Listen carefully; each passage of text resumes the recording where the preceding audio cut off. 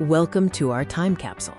We're rewinding 4 decades to see what was making headlines and setting the vibe in Australia and New Zealand in January 1986. It was the peak of summer 40 years ago. The vibe down under was a unique cocktail of sunburn, synth pop, shifting political tides, and a looming global tragedy. Let's first look at the Australian political landscape that defined the start of the year. In Australia, the incredibly popular Labor Prime Minister Bob Hawke was firmly at the helm. He was riding high, and the national mood was largely optimistic. The economy was buoyant, even though storm clouds were gathering that would lead to his infamous Banana Republic warning later in the year. Across the Tasman, New Zealand was forging a bold, independent identity.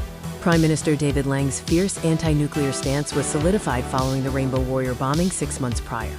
But if you were young in January '86, you weren't watching Parliament. You were at the movies. The summer box office was dominated by 2 blockbusters, Back to the Future and Rocky IV. Everyone was talking about flux capacitors and Cold War endings. On the radio, the synthesizer was king.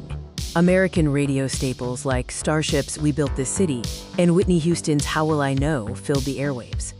And on Australian television, the little soap opera Neighbours was beginning its rise to global fame, soon launching the careers of Kylie Minogue and Jason Donovan.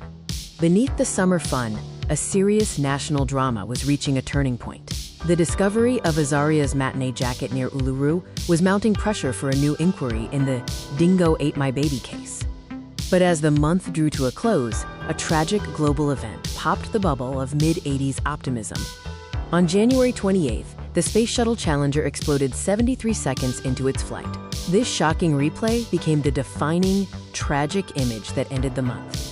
For a generation obsessed with technology and the future, the disaster was a devastating blow, watched with shock in living rooms across Australia and New Zealand.